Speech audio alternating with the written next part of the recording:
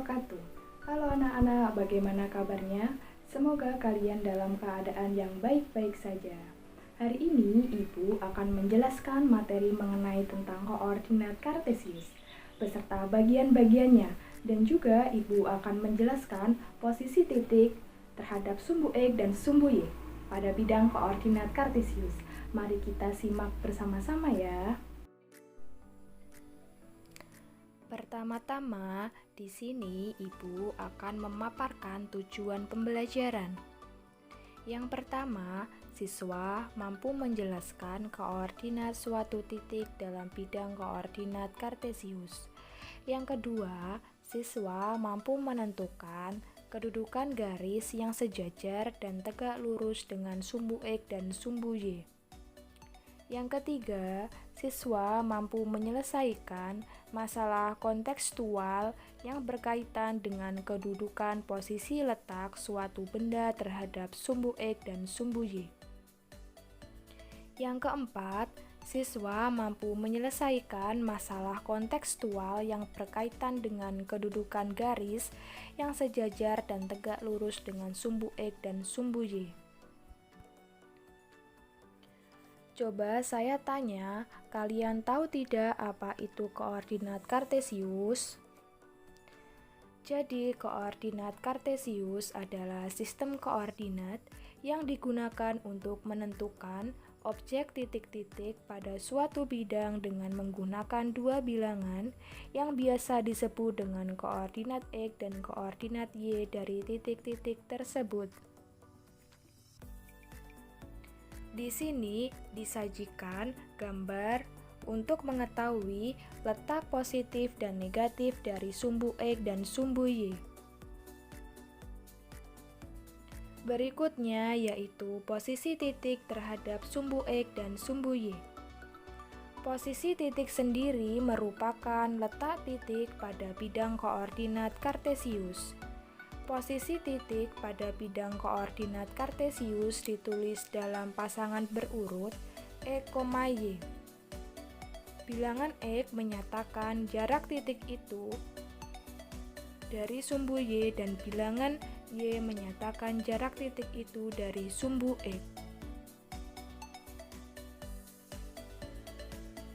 Sumbu X dan sumbu Y membagi bidang kartesius menjadi 4 kuadran, yaitu kuadran 1 koordinat X positif dan koordinat Y positif, kuadran 2 koordinat X negatif dan koordinat Y positif, kuadran 3 koordinat X negatif dan koordinat Y negatif, kuadran 4 koordinat X positif dan koordinat Y negatif.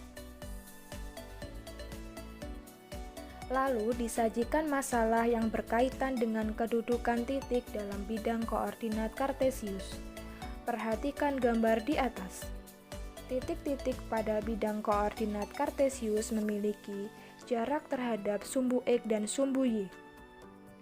Coba sekarang amati posisi titik A, B, C, D, E, F, G, dan H terhadap sumbu X dan sumbu Y sesuai gambar di atas. Dari gambar dapat ditulis posisi titik A, B, C, D, E, F, G, dan H sebagai berikut. Titik A berjarak 3 satuan dari sumbu Y dan berjarak 6 satuan dari sumbu X. Titik B berjarak 4 satuan dari sumbu Y dan berjarak 4 satuan dari sumbu X. Titik C berjarak 4 satuan dari sumbu Y dan berjarak 3 satuan dari sumbu X. Titik D berjarak 6 satuan dari sumbu Y dan berjarak 5 satuan dari sumbu X. Titik E berjarak 5 satuan dari sumbu Y dan berjarak 5 satuan dari sumbu X. Titik F berjarak 3 satuan dari sumbu Y dan berjarak 3 satuan dari sumbu X. Titik G berjarak 2 satuan dari sumbu Y dan berjarak 6 satuan dari sumbu X. Titik H berjarak 6 satuan dari sumbu Y dan berjarak 5 satuan dari sumbu X. Berikutnya, posisi titik terhadap titik asal 0,0. Posisi titik E, Y terhadap titik pusat O 0,0 dapat ditentukan berdasarkan nilai absis X dan nilai koordinat Y. Berikutnya, posisi titik terhadap titik tertentu A, B. Sementara posisi titik E, Y terhadap titik tertentu A, B dapat ditentukan berdasarkan banyak langkah dari absis titik E ke absis titik acuan A dan banyak langkah dari koordinat titik Y ke koordinat titik acuan B. Berikutnya menyelesaikan masalah terhadap titik asal dan titik tertentu. Berdasarkan denah perkemahan tersebut, tentukan A. Posisi beberapa objek terhadap pos utama. B. Posisi beberapa objek terhadap tanah lapang. C. Posisi beberapa objek terhadap kolam. Lalu posisi objek terhadap pos utama, tanah lapang, dan kolam dapat dituliskan dalam tabel berikut.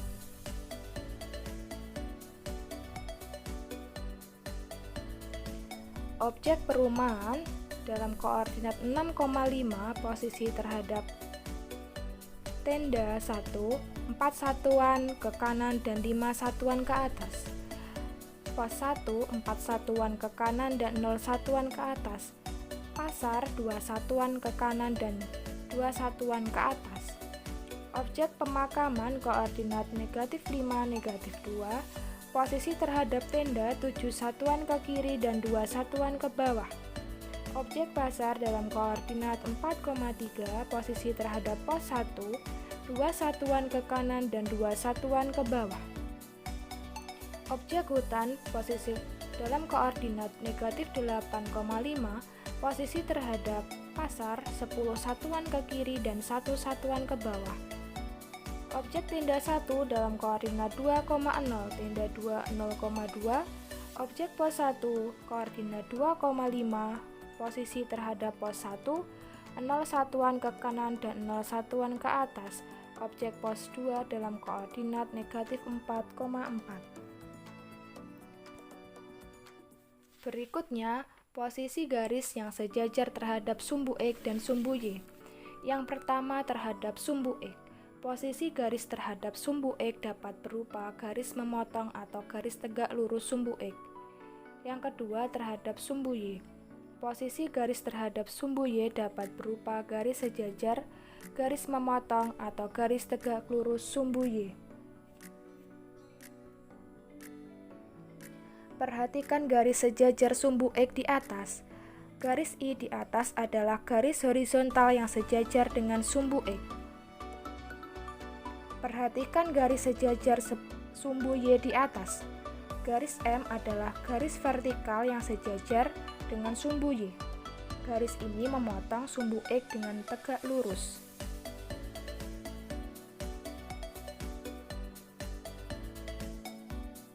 Baiklah, selanjutnya Ibu akan memberikan latihan soal. Mari kita bahas bersama-sama ya. Diketahui titik A, B, dan C pada bidang kartesius seperti gambar berikut. Yang pertama, tentukan koordinat titik D agar terbentuk persegi panjang ABCD. Yang kedua, tentukan keliling persegi panjang ABCD. Yang ketiga, tentukan luas persegi panjang ABCD. Dan yang terakhir, tentukan panjang diagonal BD. Agar terbentuk persegi panjang ABCD, maka D harus terletak di sekitar kuadran 3. Tepatnya di titik -3, -1, seperti yang tampak pada gambar berikut ini.